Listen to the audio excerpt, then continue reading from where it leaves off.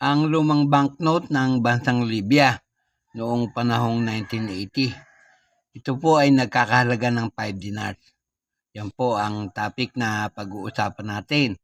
Pagkalipas lamang po ng aking maiksing intro.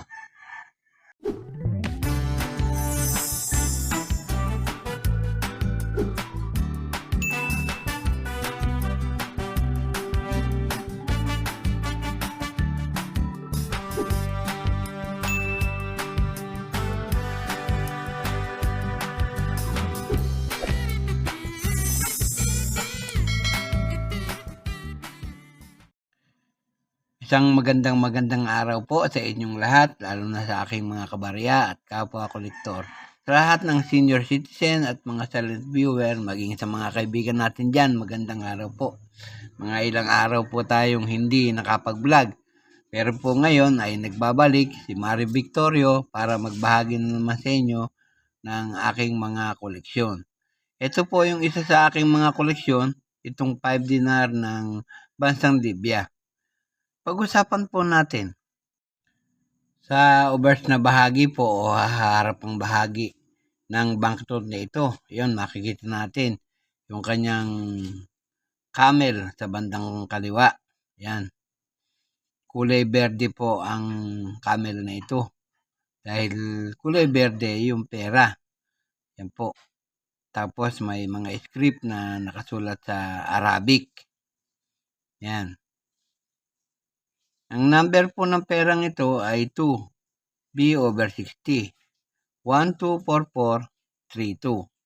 Yan po. Tapos may mga pirma, yung kanilang governor ng kanilang central bank at saka yung presidente. Yan ang obverse na bahagi. Tapos ito yung denomination na nakasulat din sa bansang Arabic. Pag po kasi zerong ganyan, ang ibig sabihin 5. Yan po ang kanilang panulat. Ang translation naman po ng mga sa salitang nakasulat na yan sa Arabic ay Socialist People of Arab Jamahiriya. Yan po ang unang sulat, yung nasa taas. Tapos po yung may berde na yan, ang nakalagay po dyan ay Central Bank of Libya. This banknote is valid for any amount. Yan. Pero yung any amount po na pagkakasulat ay hindi po naakma. Yan. Tapos yung 5 dinars, yan nga po. Inisyu po yan nga ng kanilang Central Bank of Libya. Tapos yung mga pirma ng kanilang governor, yan. Saka yung kanilang presidente. Sa likod bahagi, ito pong likod na bahagi ng banknote na ito. Yan, makikita natin sa kanyang bandang gitna ang isang mataas na building. Kumakatawan po yan doon sa Central Bank of Libya. Yan po.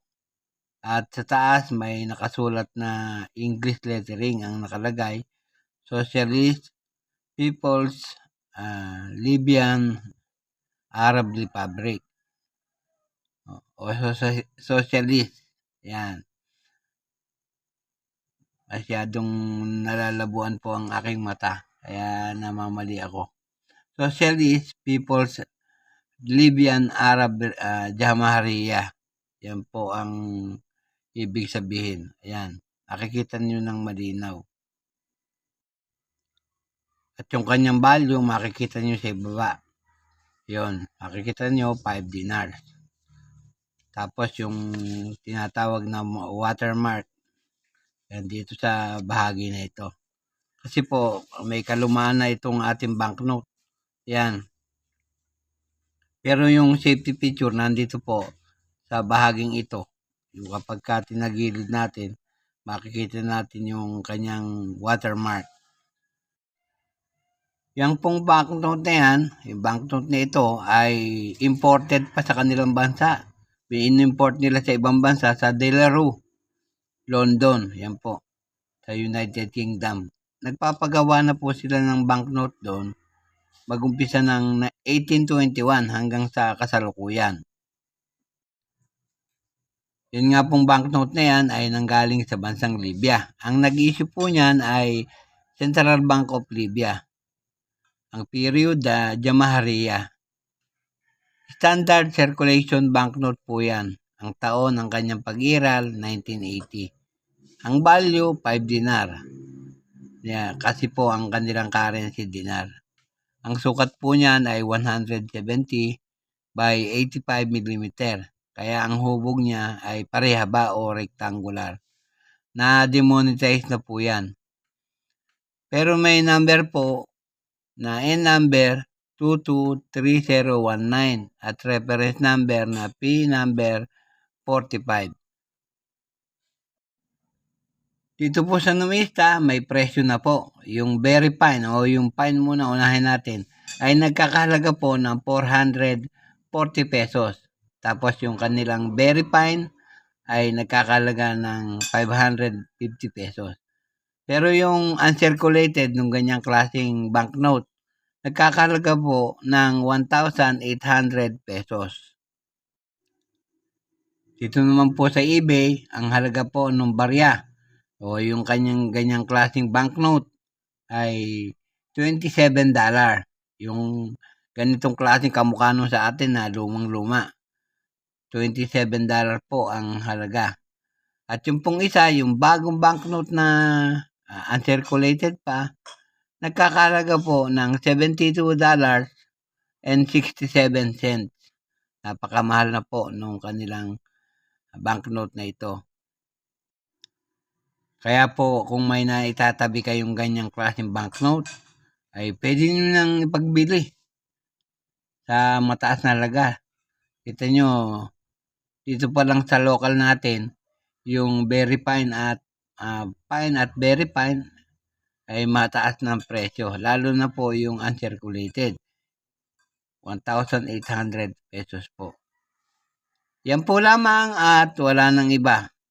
At bago ako magtapos sa aking content ngayong araw, nais ko po munang humingi ng paumanhin sa inyo dahil ilang araw na aking pagtigil sa pagbablog. Pero nagpapasalamat po ako sa inyo ng walang sawa at walang tigil. Walang tigil at walang sawa. Pagpapasalamat sa inyo, sa inyong lahat sapagkat lagi kayong nakasubaybay sa aking channel. Maraming salamat po. At sa huli ay masabi kong mabuhay tayong lahat.